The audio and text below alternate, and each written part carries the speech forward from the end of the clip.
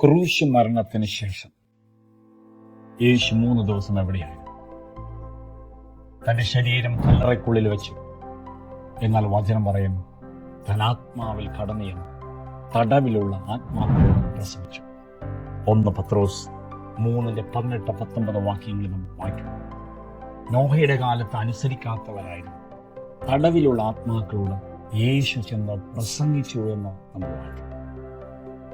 ശരീരം കല്ലറയ്ക്കുള്ളിലിരിക്കുമ്പോൾ ആത്മാവിൽ താൻ കടന്നു എന്നത് മരണത്തിന്റെ ലോകത്ത്, മരണത്തിന്റെ അധികാരിയിൽ ആ ലോകത്ത് കടന്നു മരണത്തിന്റെയും പാതാളത്തിന്റെയും താക്കോൽ താൻ എടുത്തു.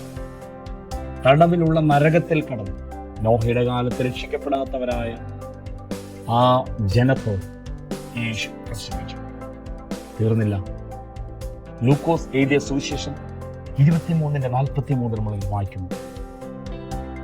മാനസാന്തരപ്പെട്ട കള്ളനോട് പറഞ്ഞു, നീ ഇന്ന് എന്നോടുകൂടി പറുദീസയിലിരിക്കും. ക്രൂശിൽ മരണത്തിന് ശേഷം കർത്താവ് കടന്നു പറുദീസയിൽ. പഴയ നിയമ വിശുദ്ധന്മാരുമായി കൂട്ടായ്മയെ ആചരിക്കും. യേശു കർത്താവ് ഭൂമിയുടെ അധോഭാഗത്തുള്ള വിശുദ്ധന്മാരുടെ വിശ്രമസ്ഥലമായ ഷിയോളിലേക്ക് കടന്നു പഴയ നിയമ വിശുദ്ധന്മാരുമായി കൂട്ടായ്മയെ ആചരിച്ചു. നോക്കുക, നമ്മുടെ കർത്താവിന്റെ ആദ്യത്തെ 30 വർഷം ഏറെക്കുറെ നിശബ്ദ കാലഘട്ടമെന്ന് പറയുന്ന 30 വർഷത്തിന് ശേഷം തന്റെ പരസ്യ ശുശ്രൂഷ താൻ ആരംഭിച്ചു. ലോകത്തെ കീഴ്മേൽ മറിച്ചു, മതങ്ങളുടെ അടിസ്ഥാനങ്ങൾ തകർന്നു, എല്ലാ വ്യവസ്ഥകളെയും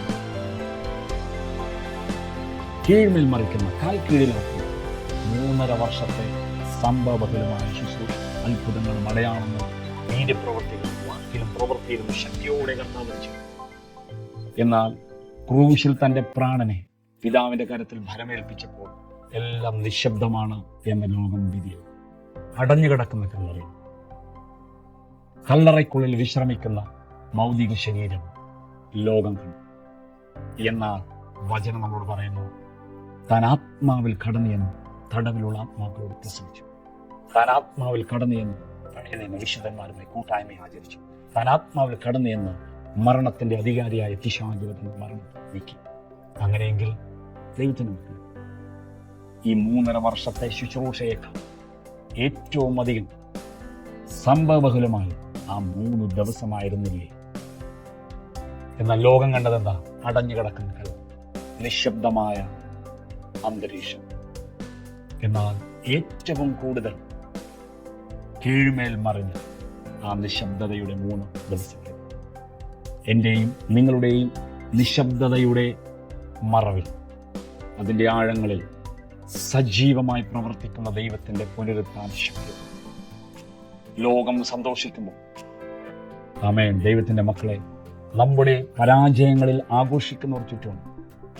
അതിൻ്റെ മറുപുറത്ത് ദൈവം ആത്മതലങ്ങളിൽ അതിശക്തിയോടെ ഇടപെട്ടുകൊണ്ടിരിക്കുന്നു. എനിക്ക് നിങ്ങളുടെ ആ ഉറപ്പ് നമ്മൾക്കുണ്ടാകട്ടെ. Praise the Lord. നമ്മുടെ കർത്താവ് നിസ്തുലനാണ്. തൻ്റെ ജനനം, തൻ്റെ ജീവിതം, തൻ്റെ മരണം, തൻ്റെ ഉയർത്തെഴുന്നേൽപ്പ് അസാധാരണത്വങ്ങൾ നിറഞ്ഞതാണ്.